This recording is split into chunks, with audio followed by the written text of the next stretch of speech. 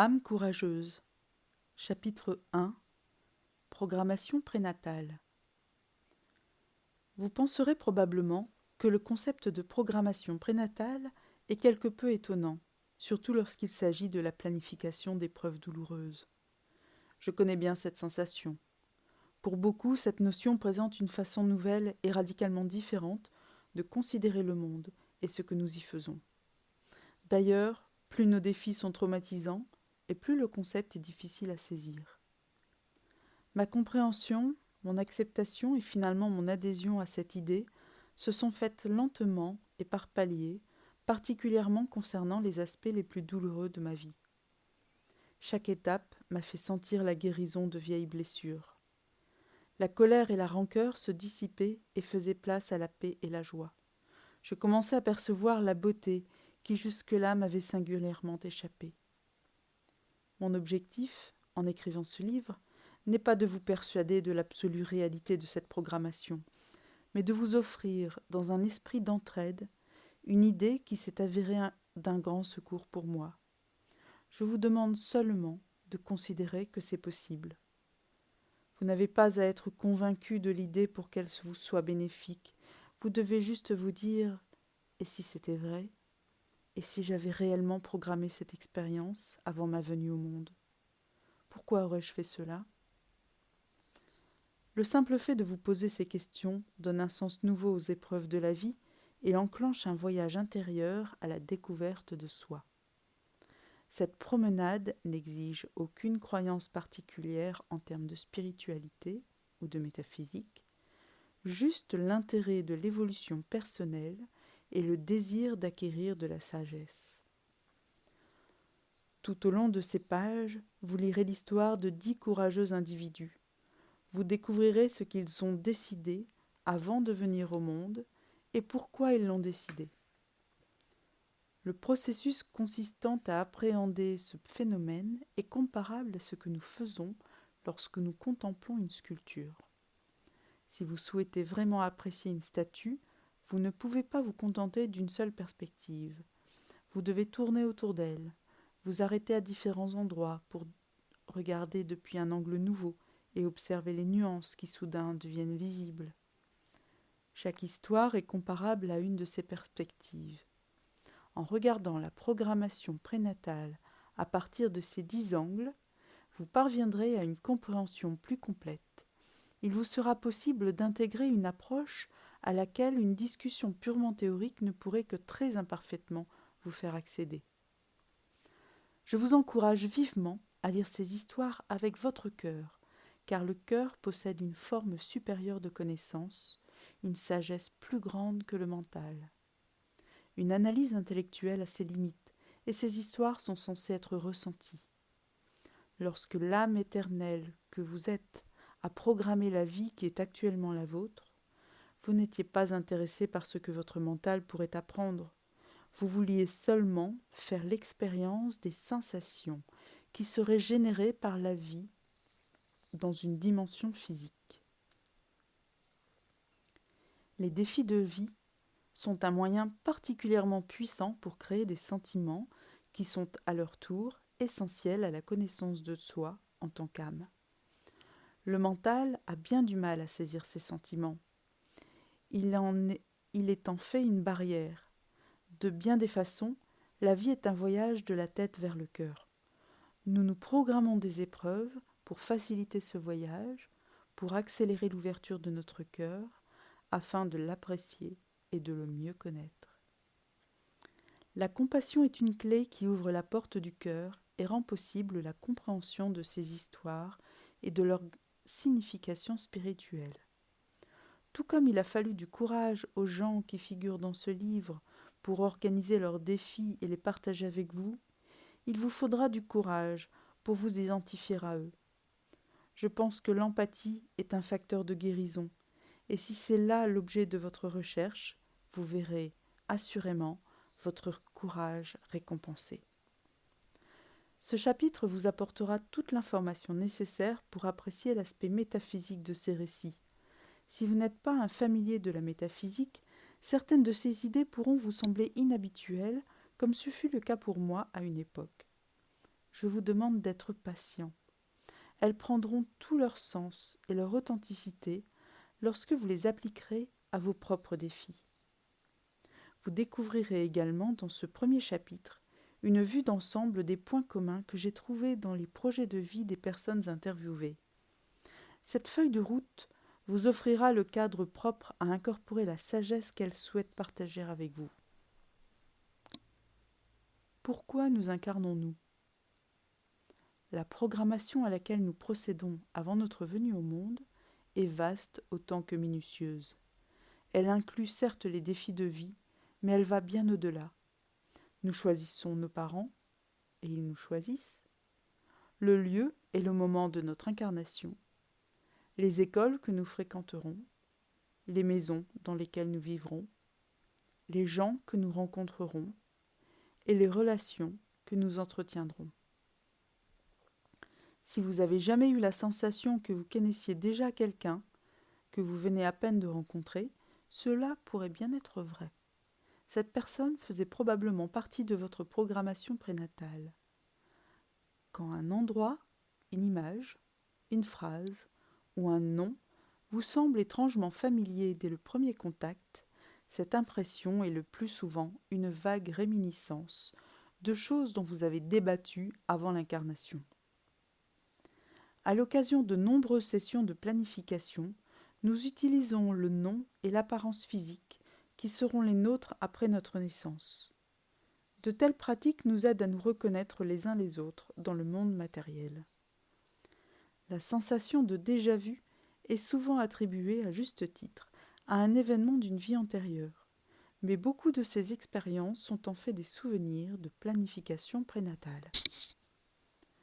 Lorsque nous entrons sur le plan terrestre, nous oublions nos origines spirituelles. Nous sommes informés, avant de nous incarner, de cette amnésie auto-induite. L'expression « derrière le voile » fait référence à cet état d'oubli. En tant qu'âme divine, nous cherchons à oublier notre véritable identité, car ce souvenir nous apportera, le moment venu, une connaissance de soi beaucoup plus profonde. Afin d'accéder à cette conscience amplifiée, nous quittons la dimension non physique, un lieu de joie, de paix et d'amour, car nous n'y expérimentons pas de contraste, et sans contraste, nous ne pouvons pas nous connaître pleinement nous-mêmes. Visualisez par exemple un monde dans lequel n'existerait que la lumière. Si vous n'avez jamais connu l'obscurité, comment pourriez-vous comprendre et concevoir la lumière ? C'est le contraste des deux qui nous conduit à une compréhension plus achevée et finalement à nous souvenir. Le plan physique nous offre cette opposition car elle est un espace de dualité, haut et bas, chaud et froid, bon et mauvais. Dans un monde de dualité, la peine nous permet de connaître la joie, le chaos terrestre rehausse notre aperçu de ce qu'est la paix, la haine que nous pouvons rencontrer donne un sens plus profond à notre compréhension de l'amour. Si nous n'expérimentions jamais ces aspects de la race humaine, comment pourrions-nous découvrir notre divinité ?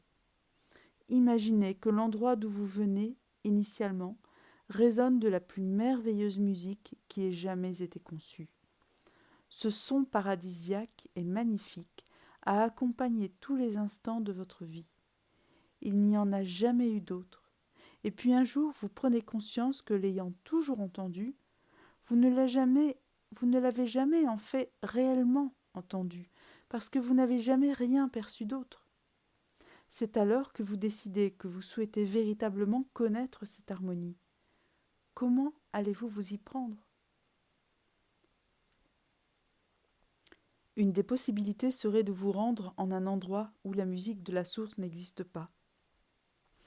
Peut-être y entend-on une autre mélodie, une sonorité qui contient des notes discordantes ou stridentes.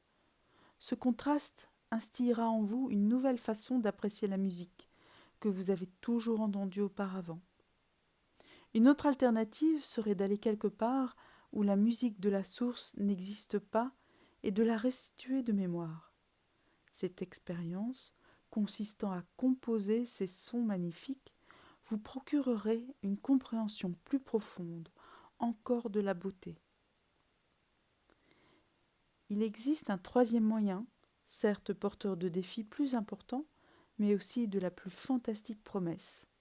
Il se trouve qu'une connaissance véritablement déterminante peut être acquise en allant à un endroit où la musique de la source ne retentit pas. Mais, une fois là-bas, vous pouvez la recréer, mais seulement après en avoir complètement oublié le son. L'expérience consistant à se souvenir et ensuite composer les extraordinaires symphonies de la source produirait les connaissances les plus riches, les plus abondantes et les plus amples de leur inhérente grandeur. C'est ainsi que, bravement, vous entreprenez le voyage vers le monde que vous offre la troisième option. Vous y entendez une musique que, dans votre absence de mémoire, vous croyez être la seule à avoir jamais entendue. Dans ce monde dans lequel vous vivez, certaines chansons sont ravissantes, mais beaucoup vous semblent dissonantes, et ces tons rudes encouragent en vous le désir, et finalement la décision, de produire une musique originale. Bientôt vous vous mettez à écrire vos propres compositions. Au début, vous vous laissez distraire par la musique criarde de votre nouveau monde. Puis, avec le temps, tandis que vous apprenez à vous détourner du vacarme extérieur et à être à l'écoute des mélodies de votre cœur, vos créations musicales évoluent et gagnent en beauté. Finalement, vous composez une œuvre d'art, et quand elle est terminée, voilà que vous vous rappelez quelque chose.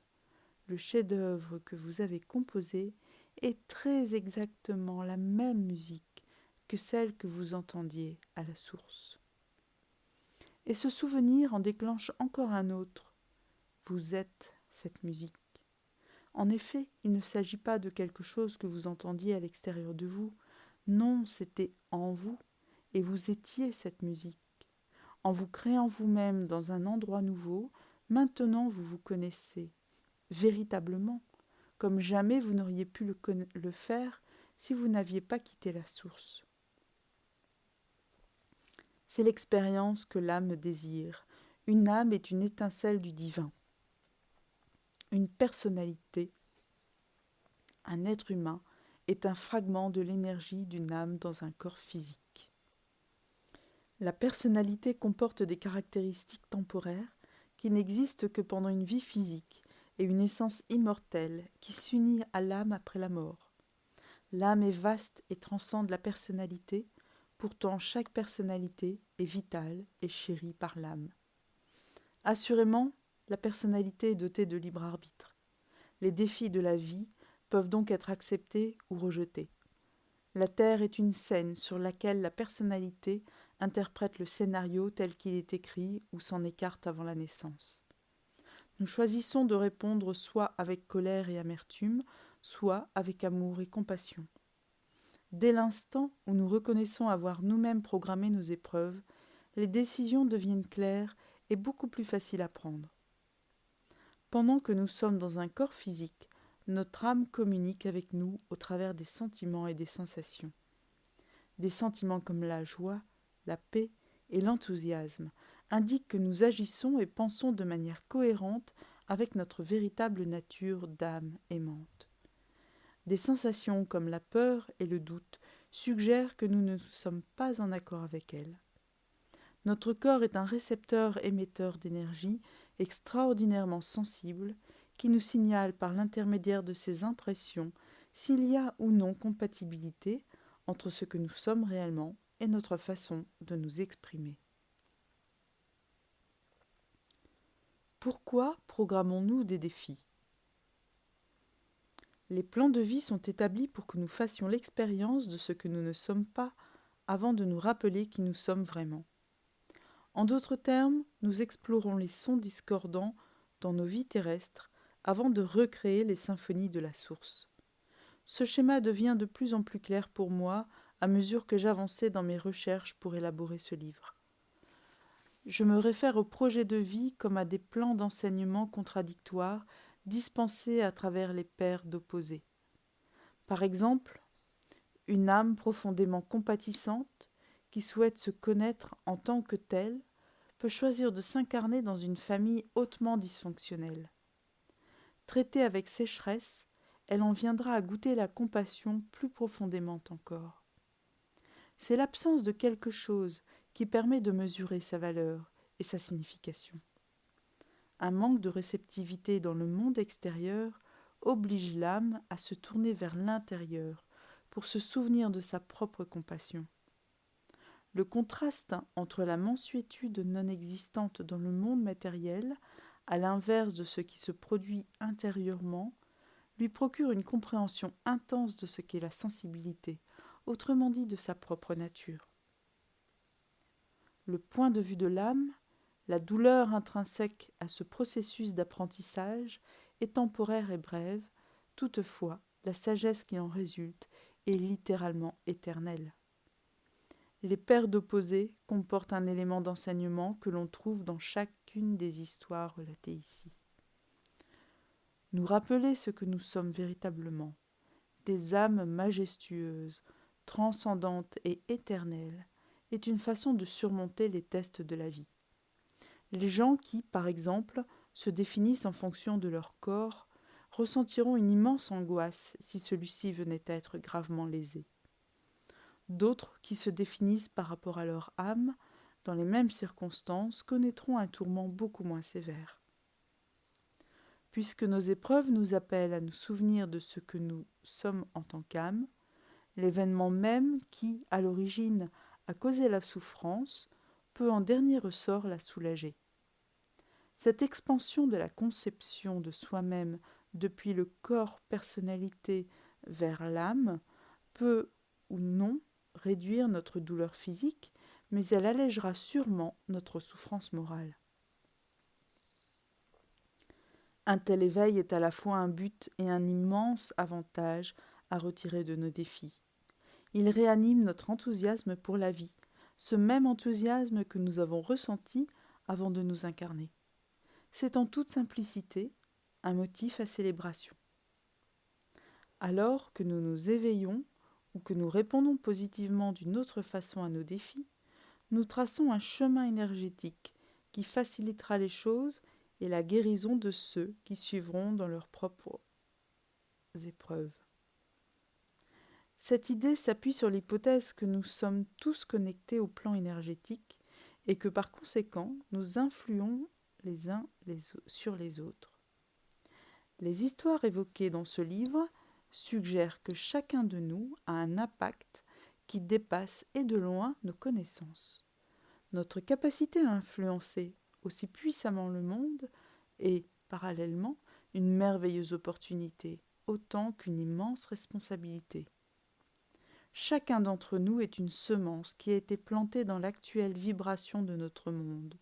Lorsque l'évolution résultant des défis de vie nous fait élever nos propres fréquences, c'est la vibration du monde que nous élevons de l'intérieur. Simple goutte de teinture dans un verre d'eau, chaque personne contribue à transformer la couleur tout entière. Les sentiments de joie que nous générons, dussions-nous être seuls au sommet d'une montagne, nous font émettre une fréquence qui permet à d'autres de connaître cette même joie à leur tour. En diffusant des sentiments de paix, nous répercutons une énergie qui aide à mettre fin aux guerres. En aimant, nous rendons l'amour plus facile, tant pour ceux que nous côtoierons que pour ceux que nous ne rencontrerons jamais. Ce que nous sommes revêt donc une signification beaucoup plus déterminante que tout ce que nous pouvons faire. Au chapitre 7, vous rencontrerez Christiana et son guide spirituel, Cassandra. Voici ce que Cassandra nous dit à propos du chemin énergétique. Une fois qu'un défi de vie spécifique est accepté, on peut recevoir de l'énergie de guérison de la part de ceux qui ont ouvert le chemin. La voie de la lumière est pavée de compassion et d'amour qui guérissent et élèvent la fréquence des personnes qui suivront. L'apprentissage et la guérison d'un défi de vie particulier élèvent le champ aurique de celui qui a survécu à ce défi. Baignant dans cette aura, l'entourage se sent rempli d'espoir et de foi. L'expérience n'a pas besoin d'être similaire. Seule la fréquence de guérison peut faire avancer l'âme, mais l'âme qui reçoit doit être préparée à recevoir. Même si la forme physique du récepteur ne change pas ou ne guérit pas selon les critères terrestres, l'âme atteint de nouveaux sommets. La souffrance est un gigantesque présent, à la fois pour l'âme pendant son voyage vers la guérison et pour ceux à qui il a été permis de l'assister sur ce chemin. Le langage de la souffrance est à lui seul une fréquence. Il est assimilé par les yeux, le cœur et le mental de ceux qui sont là. Il est à la fois profond et ordinaire. Voyez-le, croyez-le, et transmettez amour et compassion à ceux qui en ont besoin. Des actions même modestes, accomplies dans la conscience et la gentillesse, rendent la guérison possible. Projetée par la pensée, beauté et noblesse est perçue, nonobstant la distance, par ceux qui en sont les bénéficiaires. Comme notre impact énergétique s'irradie dans l'ensemble de ces dimensions, il se propage également dans toutes les autres. Vous verrez des références aux dimensions supérieures et inférieures, supérieur ne signifiant pas meilleur et inférieur pire. Ces termes se rapportent juste à la fréquence. Les dimensions supérieures vibrent à des fréquences plus rapides que les nôtres et sont donc non physiques, mais elles recouvrent et incorporent les dimensions inférieures. En résumé, tout est un. C'est pour cette raison que nos fréquences individuelles, qu'elles soient d'amour ou de peur, rayonnent continuellement vers l'extérieur, atteignant tant les êtres non physiques que d'autres gens qui peuvent sembler être ailleurs et complètement séparés de nous. À la lecture de ces histoires, il est bon d'avoir à l'esprit que le langage est insuffisant pour exprimer certains de ces concepts. Par exemple, je parlerai de gens qui viennent des dimensions spirituelles lorsqu'ils s'incarnent et qui retournent après la mort de leur corps. Ces termes et d'autres du même type sont là pour signaler un changement de perception et non un changement de lieu. Ils ne sont pas censés suggérer une séparation entre les dimensions. L'incarnation ne nous soustrait pas définitivement à notre source éternelle. Elle limite simplement nos capacités à en voir l'aspect non physique. La mort est donc la dissolution du voile qui nous dissimulait le royaume non physique. Les concepts d'unité et de séparation sont importants pour comprendre pleinement ce qui nous décide à expérimenter tel ou tel défi de vie. Quand nous sommes en esprit, nous avons une perception ininterrompue du lien indescriptible qui nous rattache à tous les autres êtres. Nous savons que nous sommes un les uns avec les autres et bien entendu avec la création tout entière. La compassion et l'empathie inconditionnelle sont notre véritable nature. Bien que nous soyons des entités individuelles, nous ne nous percevons pas comme séparés des autres. Le concept fondamental est paradoxal pour le cerveau humain, qui est conçu pour percevoir l'illusoire séparation.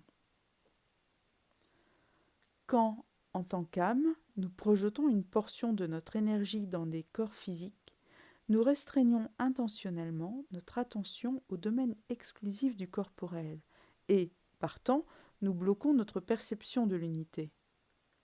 Le fait que nous soyons capables de réduire la gamme de nos perceptions nous permet de planifier des vies dans lesquelles nous jouerons des rôles prédéterminés et donc de nous assurer des défis les uns aux autres. Nous espérons que nous y répondrons avec amour. Si nous sommes capables de le faire, après une vie physique, nous retournerons à l'esprit avec une compréhension approfondie de la compassion, de l'empathie et de l'unité que nous avions momentanément occultée. Comme les récits le montrent, nous programmons ces tests pour mener à bien certains objectifs. La guérison est un objectif commun, et tout particulièrement la guérison des énergies négatives laissées non résolues dans des vies antérieures. Admettons par exemple que dans une incarnation passée, une personne ait été obsédée par la peur. À la fin de cette vie, il se peut qu'elle continue à véhiculer des traces de cette énergie, ce qui est tout particulièrement vrai si la personne en question est morte précédemment en connaissant une grande angoisse. L'énergie de basse fréquence ne peut pas être pleinement exportée vers le royaume non physique de haute fréquence où les âmes résident. Une énergie résiduelle passe tout de même de l'autre côté. L'individu sent alors cette rémanence et il est motivé pour programmer une nouvelle vie dans laquelle il recevra la guérison en exprimant l'amour. Nous concoctons aussi des épreuves servant à équilibrer le karma, qui signifie tout simplement action en sanskrit. Le karma, loi de cause à effet, est parfois conceptualisé comme étant une dette cosmique, mais il peut aussi être décrit comme une énergie en déséquilibre avec celle d'un autre individu. Nous avons généralement des karmas avec des membres de notre groupe d'âmes, au même niveau d'évolution et avec lesquels nous avons partagé de nombreuses vies. Dans ces existences passées, nous avons joué des rôles d'époux ou d'épouses, de filles, de fils, de frères ou de sœurs, de mère, de père, d'amis bien-aimés et d'ennemis mortels pour les mêmes âmes. Je me souviens de l'histoire authentique d'un père qui lisait une histoire à sa petite fille pour l'endormir. Alors qu'il terminait, elle lui sourit et lui dit « Papa, te rappelles-tu quand tu étais mon enfant, que j'étais ta maman et que c'était moi qui lisais des histoires le soir pour toi ?» Une âme dans le groupe peut, par exemple, avoir eu une incarnation dans laquelle elle aurait passé de nombreuses années à prendre soin de quelqu'un physiquement malade. Si l'âme qui a joué le rôle de garde-malade choisit alors de programmer une vie comportant le défi de la maladie, l'âme qui a reçu les soins pourrait chercher à équilibrer la balance énergétique en offrant ses services. Cependant, une fois incarnée, aucune des deux âmes ne se souviendra du plan. Celle qui a choisi de prendre soin de l'autre peut ressentir le fardeau que représente la nécessité de s'occuper de quelqu'un. Peut-être même la verra-t-elle comme une punition pour des mauvaises actions commises dans une autre vie. En vérité, il n'y a là aucune punition, juste un désir d'équilibrer un karma. De la même façon, puisque nous avons écrit les rôles que nous interprétons, nous ne sommes pas des victimes. Il n'y a personne à blâmer. Il n'y a d'ailleurs pas de blâme. L'univers ne nous punit pas en nous envoyant des choses mauvaises. Tout comme la loi d'attraction, le karma est une loi neutre et impersonnelle par laquelle le monde opère et fonctionne. Si nous trébuchons et que nous tombons, nous n'en rejetons pas la faute sur la gravité. Nous n'avons pas l'impression d'être punis ou d'être une victime. Quand nous comprenons que le karma opère de la même façon, les sentiments de blâme, de persécution et de punition eu égard aux défis de la vie se dissipent.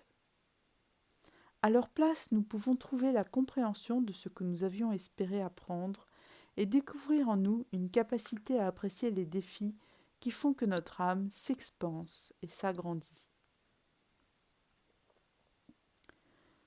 Une bonne compréhension de ce qu'est le karma nous aide à dépasser le jugement, particulièrement vis-à-vis de ceux qui ont fait l'expérience de traumas importants ou de sérieux revers, comme la dépendance à la drogue ou la précarité des sans-abri.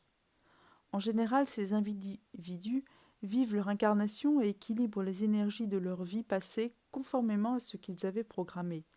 Leur vie, parfois qualifiée d'échec sous l'angle de la personnalité, sont souvent des succès absolus du point de vue de l'âme.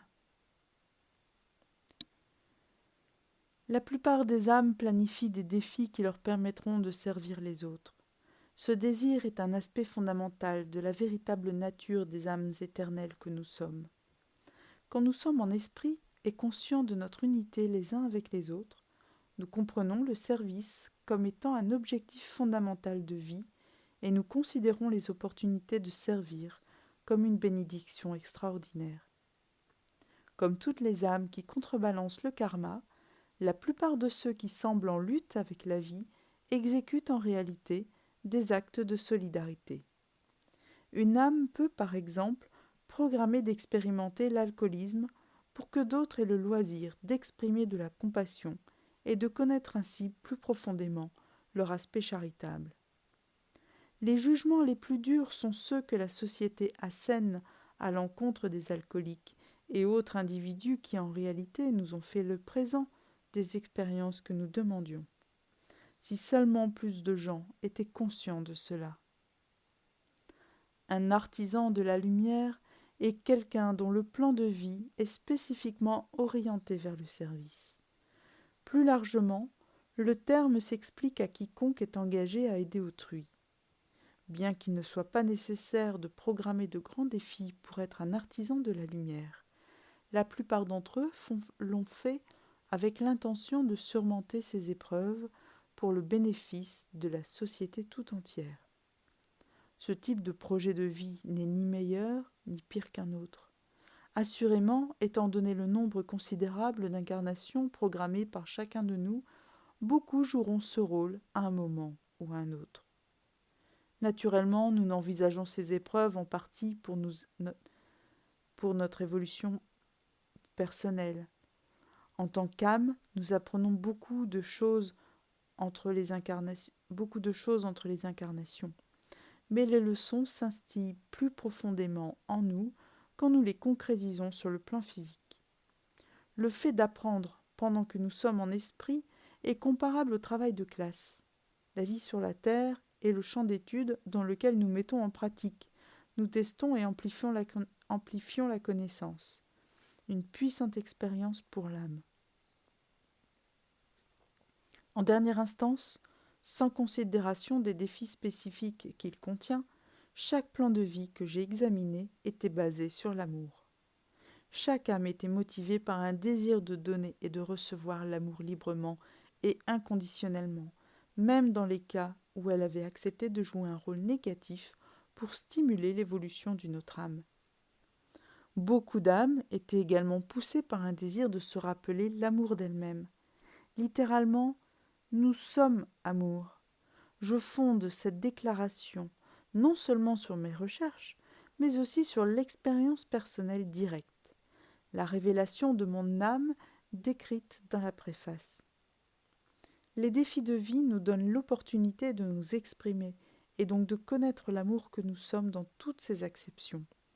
Empathie, pardon, patience, non-jugement, courage, équilibre, acceptation et confiance. Nos expériences matérielles d'amour peuvent aussi prendre la forme de la compréhension, de la sérénité, de la foi, de la bonne volonté, de la gratitude et de l'humilité, entre autres vertus. L'amour est le thème principal de la programmation prénatale et donc le thème primordial de ce livre.